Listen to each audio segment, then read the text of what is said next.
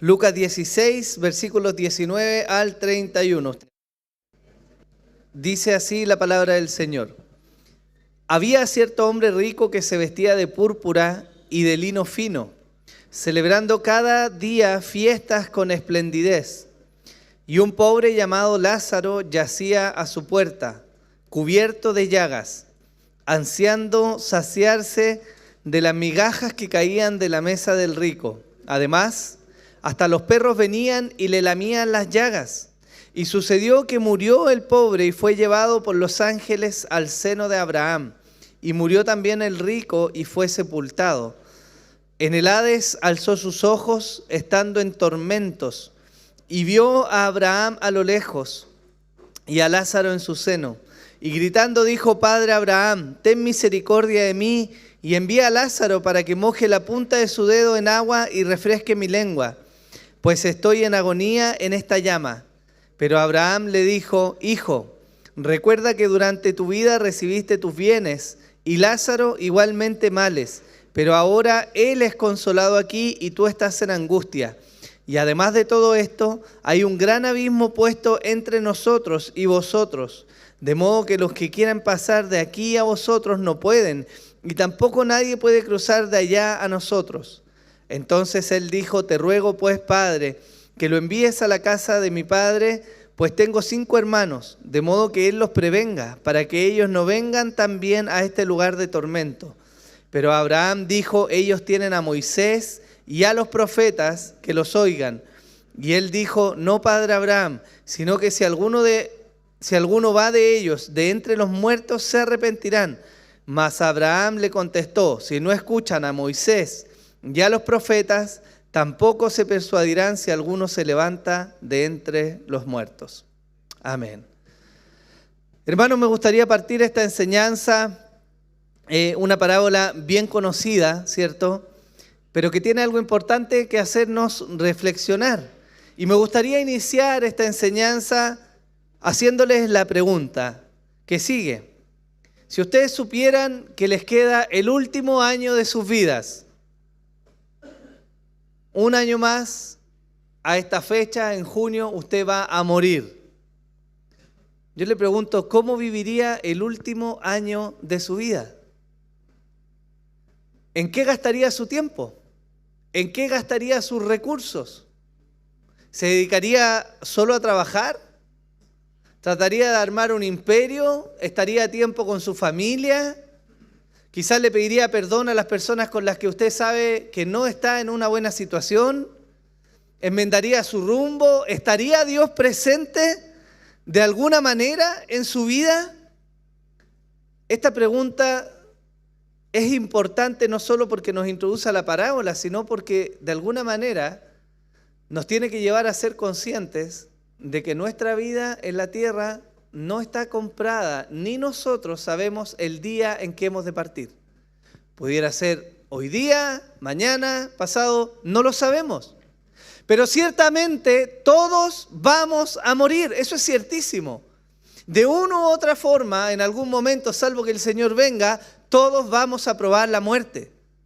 Y esta parábola nos habla precisamente de un hombre que vivió una vida sin considerar a Dios, como lo hacemos muchas veces nosotros, pensando que es un día más, todos los días son iguales. La Escritura los llama necios a ese tipo de personas, que no miran el porvenir y no consideran a Dios en sus caminos. Y esta parábola tiene, como les decía, algo importante que decirnos a nosotros.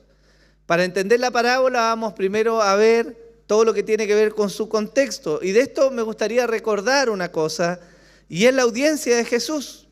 Lucas 15, versículo 1 nos dice: Todos los recaudadores de impuestos y los pecadores se acercaban a Jesús para oírle, y los fariseos y los escribas murmuraban diciendo: Este recibe a los pecadores y come con ellos. Desde ese momento que Jesús está hablando en público y está exponiendo delante de los discípulos, de fariseos, de escribas, de cobradores de impuestos y de pecadores, distintas verdades. Entre ellas, lo que anuncia en esta parábola. Esa es la audiencia de Jesús. En segundo lugar, tenemos que considerar que Jesús conocía el corazón de las personas que estaban ahí delante de él. Los versículos 4 al 18 del capítulo 16 de Lucas nos dan más contexto. Dice así la palabra del Señor: los fariseos, que eran amantes del dinero, oían todas estas cosas y se burlaban de él. Y él les dijo: vosotros sois los que os justificáis a vosotros mismos ante los hombres, pero Dios conoce vuestros corazones, porque lo que entre los hombres es de alta estima, abominable es delante de Dios. La ley y los profetas se proclamaron hasta Juan. Desde entonces se anuncian las buenas nuevas del reino de Dios, y todos se esfuerzan por entrar en él. Pero más fácil es que el cielo y la tierra pasen, que un ápice de la ley deje de cumplirse. Todo el que se divorcia de su mujer y se casa con otra comete adulterio, y el que se casa con la que está divorciada del marido comete adulterio. Jesús conoce a los hombres que están delante de él. Sabe lo que hay en sus corazones. Sabe que hay burlas. Sabe que hay amor al dinero. Sabe que hay un mal uso de la ley, y por eso Jesús los está confrontando. Y acto seguido a esta sección, él narra la parábola que acabamos de leer al inicio. Un tercer factor que nos determina el contexto es que Jesús conocía que estos fariseos lo despreciaban enormemente. Ellos, a pesar de ser guardianes de la ley y de tener el acceso a los ritos y a toda la historia de Israel y poder codearse y leer e indagar y bucear en los libros que Dios les había dado, aún así ellos estaban cegados por los celos que sentían de Jesús. ¿A qué los lleva esto? Evidentemente a no reconocer al Mesías y el Salvador. Lucas 16, 4, la primera parte del versículo nos lo dice con claridad. Los fariseos, que eran amantes del dinero, oían todas estas cosas y se burlaban de él. ¿Cuál es el mensaje entonces que Jesús quiere transmitir si ese es su contexto? Él está hablando esta parábola como una advertencia, hermanos. Una advertencia contra el amor al dinero y la forma en que se vive la vida que Dios nos ha dado. Eso está haciendo Jesús. Está advirtiendo a su audiencia a tener cuidado y atención en cómo están comportándose en la vida y a cómo están utilizando el dinero que Dios les ha dado. Me gustaría que para analizar la parábola nos diéramos cuenta de que podemos dividir la parábola en dos grandes escenas. La primera de ellas, muy corta, nos narra la vida antes de la muerte, y la segunda, que es donde se explaya Jesús en la parábola, nos narra lo que ocurre después de la muerte.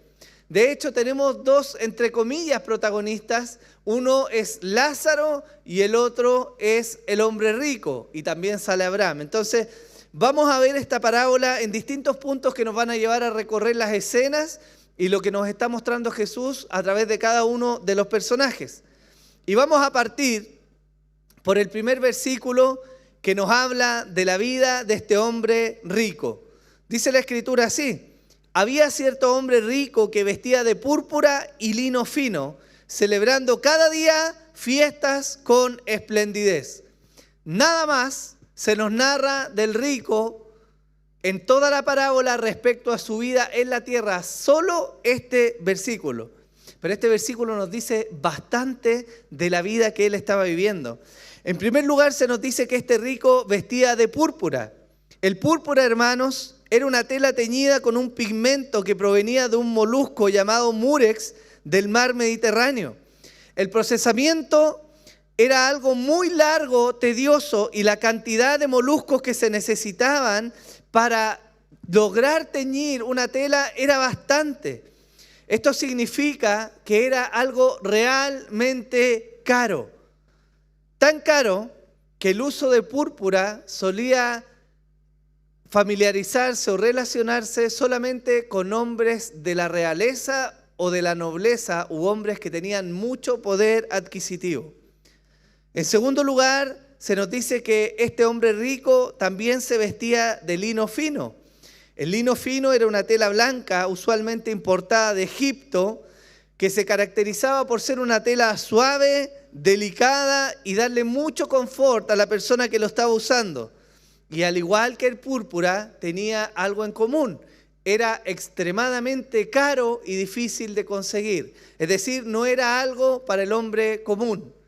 En tercer lugar, se nos dice de este hombre rico que cada día hacía fiestas con esplendidez. Y si usted bien recuerda, yo sé que tiene buena memoria y se acuerda perfectamente de las parábolas del reino que estudiamos, usted relaciona inmediatamente lo que significaba hacer un banquete, ¿cierto?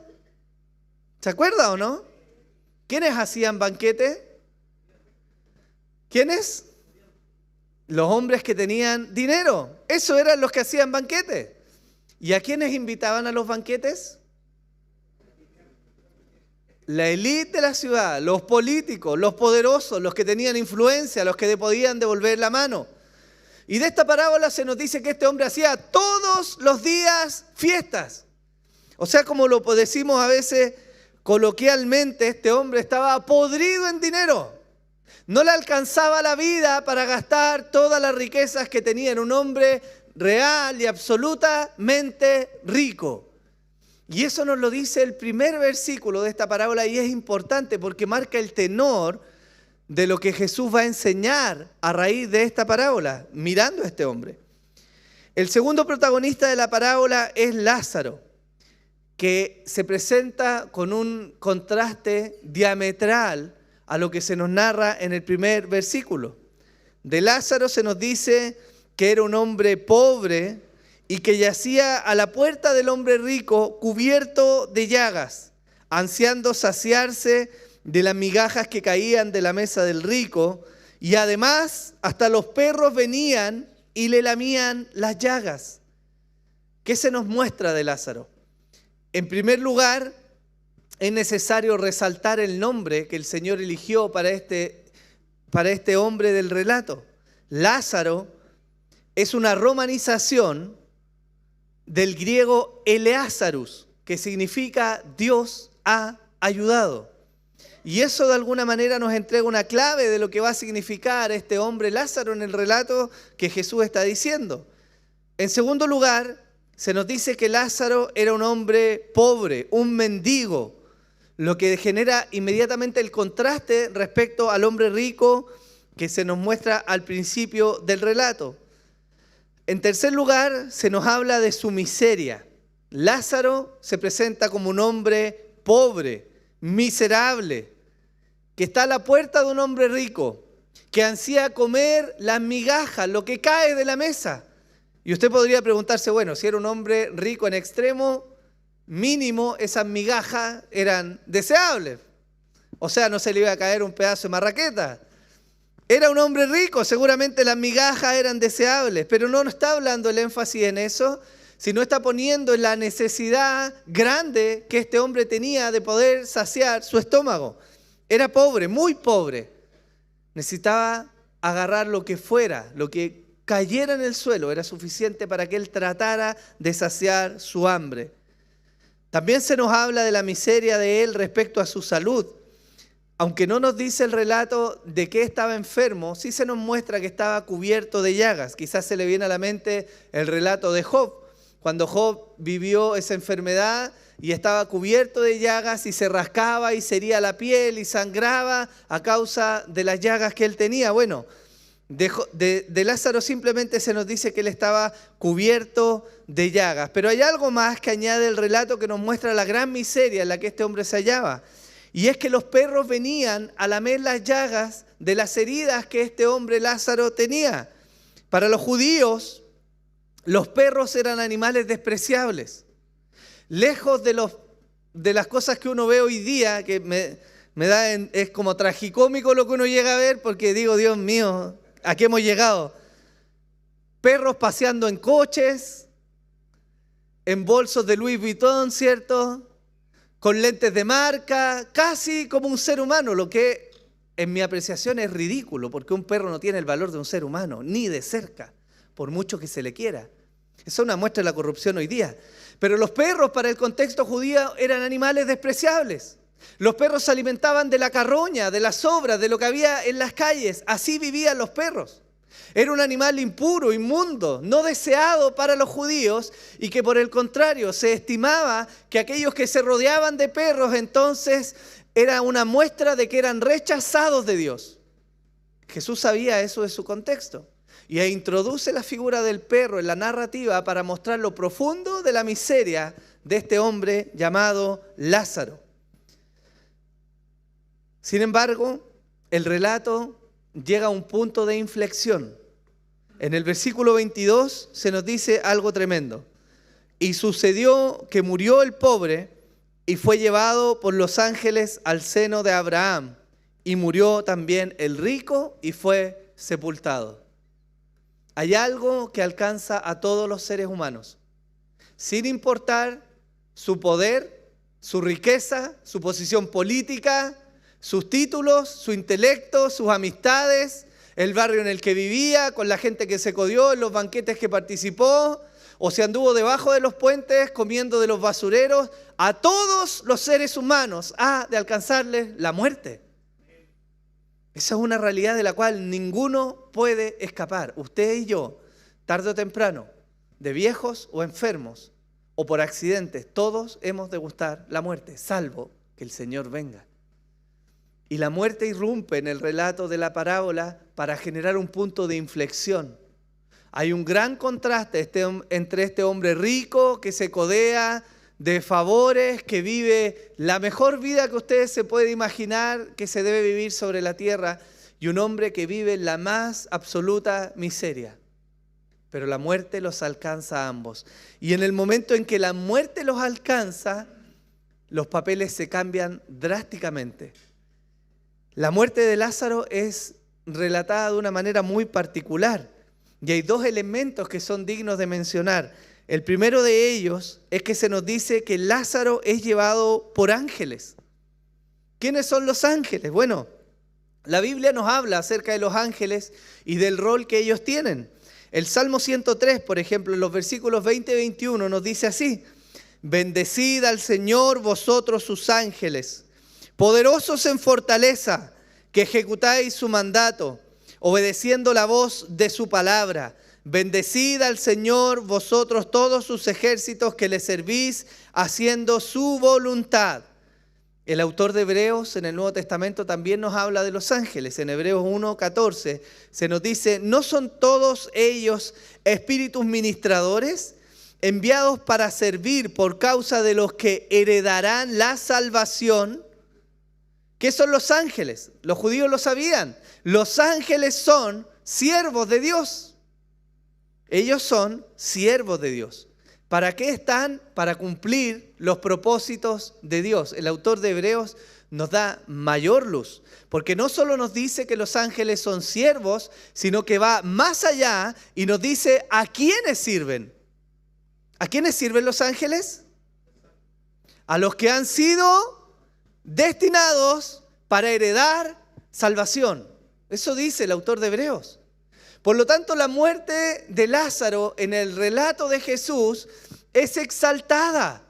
Se nos dice que a pesar de su miseria, los servidores de Dios, que valga la redundancia, tiene mucho que ver con el nombre que Jesús escribe en el relato. Dios ha ayudado, ¿cierto? Vienen a tomar a este pobre que ha muerto y lo llevan al seno de Abraham, que es el segundo punto que se nos muestra. Lázaro es llevado al seno de Abraham. ¿Quién es Abraham? El patriarca, el padre de la fe, conocido por los judíos como el padre de la nación de Israel, de todos sus padres, los que vinieron antes de ellos. Abraham es símil, es figura de salvación. Y eso nos está mostrando el relato.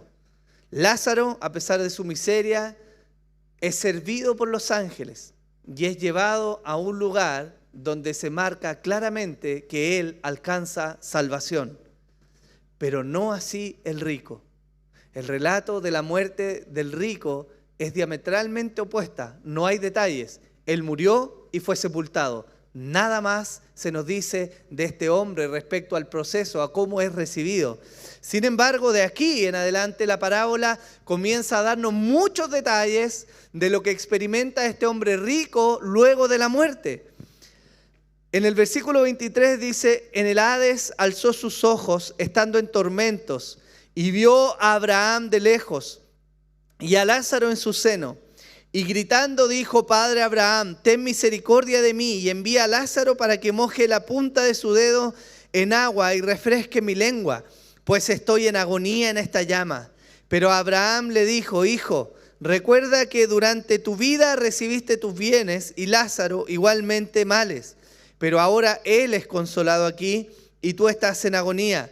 Y además de todo esto, hay un gran abismo puesto entre nosotros y vosotros, de modo que los que quieran pasar de aquí a vosotros no pueden, y tampoco nadie puede cruzar de allá a nosotros. Mientras que Lázaro va a un lugar de reposo, el rico llega a un lugar de tormento. Ese es un punto central en la parábola. A pesar de que es el relato una parábola y que hemos enseñado que no cada letra tiene una función particular, sino que cumple un fin ilustrativo, hay una verdad que Jesús está mostrando acá y es lo que procede, lo que viene luego de la muerte. Él está mostrando dos caminos, uno que lleva al reposo y uno que lleva al tormento. Esta verdad es central y sumamente importante en el relato de la Biblia. Hay sectas que niegan, por ejemplo, la existencia del infierno, como los adventistas. Eso es una herejía, porque la salvación está anclada al hecho de que somos rescatados de esa condenación eterna. Por lo tanto, no es arbitrario ni es digno de despreciar esta muestra que la parábola nos está diciendo. ¿Qué nos dice del rico? Bueno, lo primero es que llega a un lugar de tormento. Jesús en otras ocasiones habló de esto. En particular, en Marcos 9:43 se nos deja registro y dice así: y si tu mano te es ocasión de pecar, córtala. Te es mejor entrar en la vida manco que teniendo las dos manos ir al infierno, al fuego inextinguible. Jesús habló de esta realidad de castigo y de tormento, donde hay un fuego que no se apaga. El mismo fuego que nos muestra la parábola que está sufriendo el rico al llegar al Hades. También se nos dice en el relato del rico que él ahora se acuerda de Lázaro. Estando en el infierno, el rico mira y ve a Abraham y ve en su seno a este hombre, Lázaro. Se debe haber recordado, este hombre estaba a la puerta de mi casa. Pero sigue en una actitud arrogante, aún después de muerto, aún estando en ese lugar. Porque le dice a Abraham, mándalo, hey, llámalo, que me venga a servir, que traiga agua en su dedo para que yo me pueda saciar. Él sigue en su arrogancia y nos muestra de alguna manera por qué Dios llega a condenar a este hombre. El rico no es condenado porque sí, hay motivos. Su vida, a pesar de que se nos relata en un versículo, tiene algo que decirnos respecto al propósito por el cual Dios lo condenó. Él es arrogante, él ve en Lázaro un siervo más. También se nos muestra a través de este relato del rico que hay una sola vida. Abraham entra en el relato ahora y hace una declaración que no deberíamos dejar pasar, hermanos. Él dice en el versículo 25, hijo, recuerda que durante tu vida recibiste tus bienes y Lázaro igualmente males, pero ahora él es consolado aquí y tú estás en agonía. Abraham habla de la vida del rico y en particular habla de la forma en que éste vivió en su vida. Hermanos, no hay más opciones. La respuesta de Abraham tiene implícito el hecho de que no hay forma de volver de la muerte. Una vez cruzado el umbral que nos lleva al cajón o a la sepultura o a lo que usted quiera mencionar, no hay vuelta atrás. No hay forma de estando ahí ya delante de Dios poder decir necesito volver, ahora me arrepiento, ahora creo. Hermanos, no. Por eso la urgencia del Evangelio y este tipo de enseñanzas, de advertencias, es que tomes una decisión ahora, no mañana. Porque no hay punto de retorno, no hay salvación luego de la muerte. La parábola nos muestra que una vez alcanzada la muerte, Lo que viene por delante es el fruto de la vida que se vivió. Nada menos que eso. O la muerte eterna o la salvación. No hay otro camino. Y eso es duro, pero es importante de mencionar. Jesús habló de esto también en su ministerio terrenal. En Mateo 6, Él dijo, no acumulen tesoros en la tierra, donde la polilla y la herrumbre destruyen, y donde ladrones penetran y roban, sino acumulaos tesoros, ¿dónde? En el cielo, donde ni la polilla ni la herrumbre destruyen, y donde ladrones no penetran ni roban, porque donde está tu tesoro, allí también estará tu corazón. Ciertamente esta escena del rico en agonía en el infierno es una muestra de cómo él eligió vivir su vida. Y lo podríamos resumir en 3 simples palabras. ¿Cómo eligió él vivir su vida? Él eligió vivir su vida lejos de Dios. Lejos de Dios. ¿Por qué? Usted se puede preguntar, ¿por qué yo me atrevo a decir esto tan categóricamente? Pero bueno, hay evidencias que nos hablan en este texto de que él vivió lejos de Dios. En primer lugar, porque él omitió obedecer lo que la ley mandaba respecto a los pobres. Levítico 25 nos dice así: en caso de que un hermano tuyo empobrezca y sus medios para contigo decaigan, tú lo sustentarás como a un forastero o peregrino para que viva contigo. No tomes interés y usura de él, mas teme a tu Dios, para que tu hermano viva contigo. No le darás tu dinero a interés, ni tus víveres a ganancia. Levítico está enmarcado en la ley. Es lo que el Señor habló por medio de Moisés a la nueva generación que iba a entrar a poseer la tierra prometida. Son los estatutos, la constitución, las leyes, las normas por las cuales el pueblo de Israel tenía que vivir toda su vida en adelante. Y este hombre rico era israelita. Lo que quiere decir que si él tenía a Lázaro durante su vida viviendo miserias a la puerta de su casa, él conscientemente no obedeció la ley de Dios. Y eso tiene una correlación importante, porque no podemos esperar que alguien que vive desobedeciendo a Dios vaya a llegar al cielo. Yo se lo he dicho muchas veces. Esa imagen de que Dios es un viejito bueno, de barba larga, bonachón, que el día de mañana va a decir, ya no importa lo que hicieron, pasen nomás, 10 minutos libres, todos los que puedan. Esa es una mofa, ese no es Dios. Dios va a dar en consecuencia la vida que vivimos. Y les voy a mostrar por otros versículos cómo hay evidencia de que Dios se había manifestado. Proverbios 14:31 también dice, el que oprime al pobre afrenta a su hacedor, pero el que se apiada del necesitado le honra. Que este hombre rico no se haya apiadado de este pobre Lázaro es una muestra de que no deseaba honrar a Dios. Y yo le aseguro que en el cielo no va a haber nadie que no quiera honrar a Dios. Es imposible. Otra cosa es que pequemos y fallemos, pero el deseo de un verdadero cristiano está en honrar a Dios.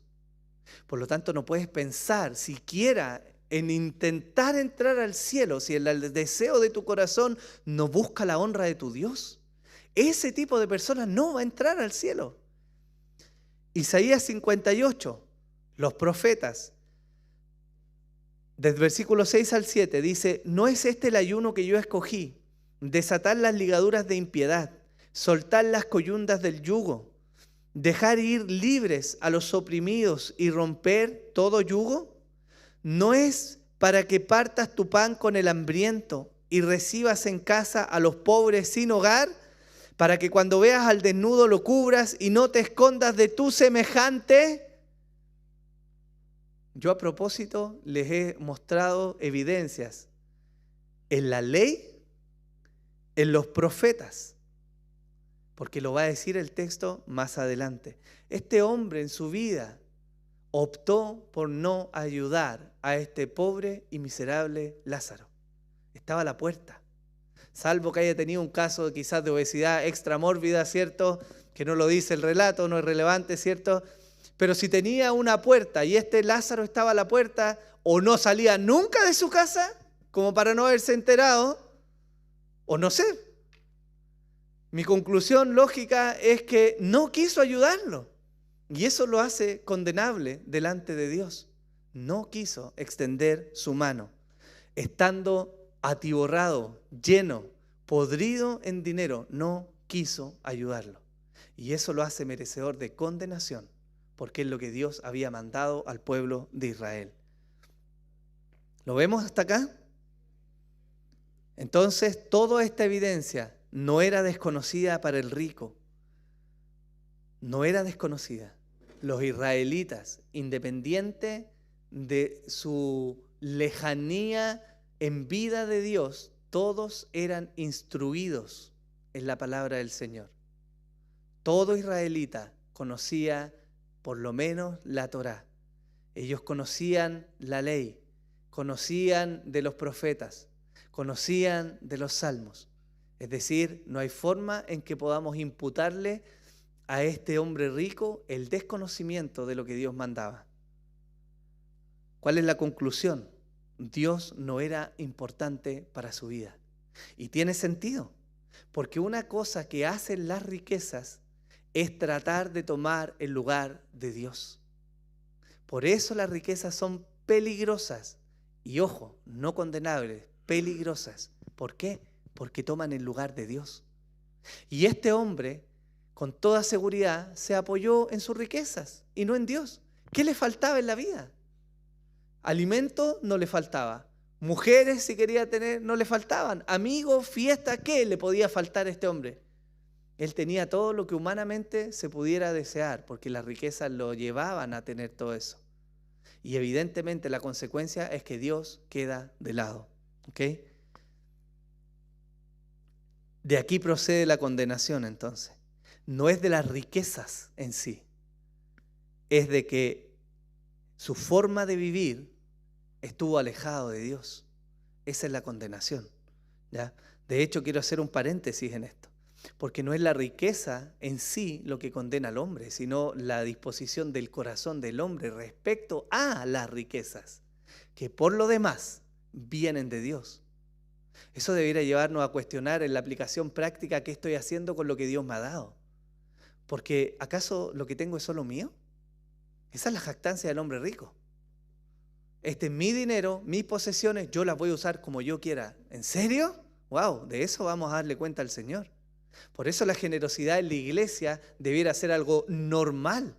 Y me tomo de esto, quizás contextualmente hablando del tema, por eso la membresía en esta iglesia demanda una visión del compromiso económico de la iglesia.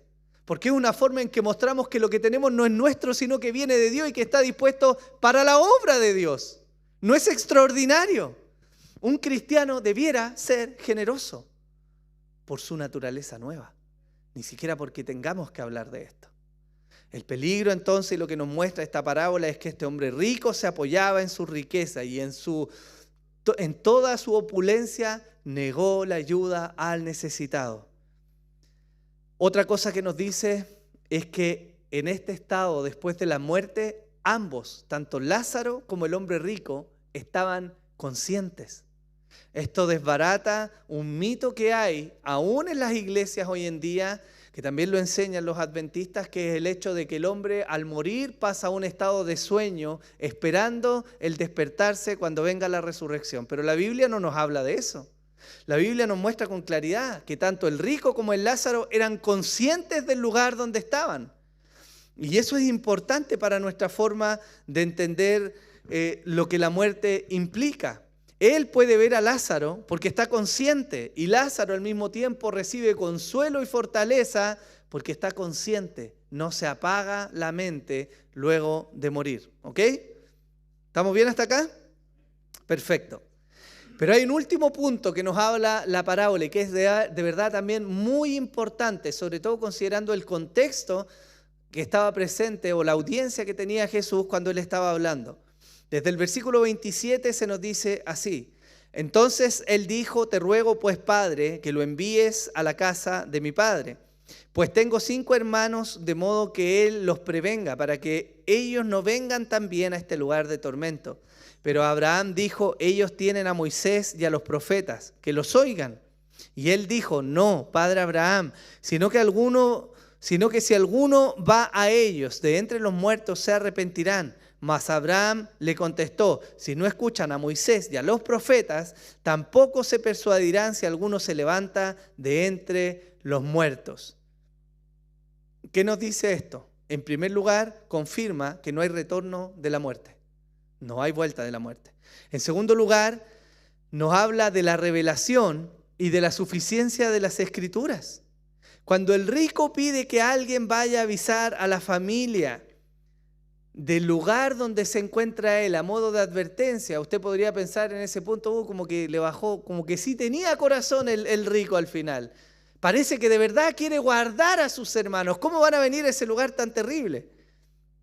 Pero hay un tema que tiene que ver con la suficiencia de las Escrituras y de todo lo que Dios había revelado antes. La respuesta de Abraham lo indica, porque Abraham le dice, ellos tienen, ¿a quién? A Moisés, que es un símil de la ley, y tienen ¿a quién más? A los profetas. Abraham les dice, ellos ya saben. Ellos no necesitan evidencia de lo que tú estás viviendo hoy día, porque ya lo saben, está escrito. No hay necesidad de que se levanten los muertos. No hay necesidad de más señales. Está escrito. La pregunta es, ¿crees a lo que está escrito? Eso fue lo que el rico también ignoró, porque la Biblia está llena de advertencias, de tapa a tapa, respecto a la forma en que debemos vivir. Él insiste, él replica, no, padre Abraham, una señal, si un muerto se levanta de verdad, ahí ellos van a arrepentirse. Pero Abraham vuelve a insistir, si no escuchan a Moisés y a los profetas, tampoco se persuadirán si alguno se levanta de los muertos. En pocas palabras, Abraham está diciendo que la revelación de Dios, puesta en la forma de escritura, representada en lo que es el Antiguo Testamento, que era lo que ellos tenían, la ley, los salmos y los profetas, ¿cierto? Eso es suficiente para que ellos crean. Y esto tiene una aplicación muy relevante el día de hoy. ¿Qué estás buscando para creer a Dios? ¿Estás buscando señales? ¿Estás buscando nuevas manifestaciones? ¿Quieres otro mover del Espíritu? ¿Algo maravilloso que ocurra? Porque si tú estás buscando eso, mi pregunta para ti es, ¿qué es la Biblia para ti? Porque si la Biblia no es suficiente, ni aunque Dios mismo se te aparezca delante, vas a creer.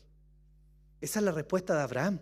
Y se lo está encarando más encima a los fariseos, los guardianes de la ley y toda la Escritura hacia atrás. Ellos se jactaban de conocer al pie de la letra la historia de Israel, de tener los textos, de ser los guardianes, de entender verdaderamente lo que Dios decía. Pero tenían enfrente suyo al Mesías y no fueron capaces de reconocerlo. Su corazón estaba endurecido en extremo. Jesús enseñó respecto a esto. Juan 3, 18 al 19 dice así. Después de este conocido texto que dice, porque de tal manera amó Dios al mundo, ¿cierto? Lo que sigue a continuación dice así. El que cree en Él no es condenado, pero el que no cree ya ha sido condenado, porque no ha creído en el nombre del unigénito Hijo de Dios. Y este es el juicio, que la luz vino al mundo y los hombres amaron más las tinieblas que la luz, pues sus acciones eran malas. El contexto inicial del capítulo 16 de Lucas nos lo deja ver. ¿Qué hacían los fariseos con Jesús? Se burlaban de Él. ¿Por qué se burlaban de Él? Porque amaban el dinero. Ellos no amaban a Dios. Ellos amaban el poder, las posesiones, los beneficios, lo que ganaban al usar el nombre de Dios. Ellos no creían lo que la Escritura decía. En otro lugar, Jesús confronta también a los fariseos y a los religiosos en Mateo 12 y les dice, pero respondiendo Él les dijo, una generación perversa y adúltera demanda señal y ninguna señal se le dará, sino la señal de Jonás el profeta. Porque como estuvo Jonás en el vientre del monstruo marino 3 días y 3 noches, así estará el Hijo del Hombre 3 días y 3 noches en el corazón de la tierra. Jesús confrontó en su tiempo. ¿Quieren señales de verdad? ¿Qué quieren? ¿Tiritones, manifestaciones, prodigios, milagros, luces? ¿Qué quieren? Porque el que quieren no está ligado a que Dios no lo pueda hacer. Está anclado en el hecho de que Dios ya habló. Y creo que a menudo pasamos mucho por alto la forma en que Dios se comunicó. Se nos olvida el relato de que Dios le habló a Abraham y después no le habló por años. Por eso Abraham fue donde la sierva y falló en cumplimiento de la promesa en primera instancia, porque Dios guardó silencio. Y entre que Dios le habló y el cumplimiento de la promesa pasaron 25 años. Yo no llevo 25 años en la fe todavía. Me imagino que algunos de ustedes llevan más de 25 años en la fe. Pero no sé por qué tenemos la tendencia de creer que Dios tiene que hablarnos todos los días. Cuando Él nos está diciendo, tienes tu Biblia. ¿No es esa la palabra de Dios? ¿No nos dice el autor de Hebreos, porque Dios, hablando de muchas veces y en muchas ocasiones a los padres por los profetas, nos ha hablado ahora por el Hijo? ¿Y no tenemos el registro del Hijo en el Nuevo Testamento? Entonces el tema no se trata de ver señales, se trata de que nuestro corazón está endurecido para creer lo que la Biblia dice. Y eso tiene una implicación práctica en todas las áreas de nuestra vida. En el perdón, en la misericordia, en el uso de nuestro tiempo, en el uso de la riqueza, en la dedicación para la crianza, en la confrontación del pecado, en hacer lo que hay que hacer porque Dios dice que hay que hacerlo. Esa es la implicación práctica de que no creamos lo que está escrito. ¿Qué estamos esperando? ¿Tú estás esperando que Dios venga y te muestre en un sueño que tienes que guiar a tus hijos? Porque ya está escrito. ¿Estás esperando que Dios venga y te revele a través de alguna visión y un éxtasis que tienes que pedirle perdón a tu hermano? Porque ya está escrito. La condenación del rico vino en consecuencia a no creer lo que estaba escriturado. Él lo conocía. Y la confrontación de Jesús al dar esta parábola es restregar, es mostrarle a los fariseos, ustedes no están creyendo lo que ya está escrito. De hecho, Jesús lo dice en otra ocasión. Cuando lo están acusando, Él les dice, ustedes piensan que en las Escrituras van a encontrar vida, y sí, tienen razón, van a encontrar vida, pero porque las Escrituras hablan de mí. Juan 5:39 lo dice. Desde el inicio se trazó el plan que iba a mostrar a Jesús en su exaltación como el Cordero de Dios. Se tipificó en múltiples ocasiones. Tenemos el sacrificio, el casi sacrificio de Isaac. Tenemos muchas tipologías en el Antiguo Testamento que mostraron cómo iba a ser el Mesías que iba a venir.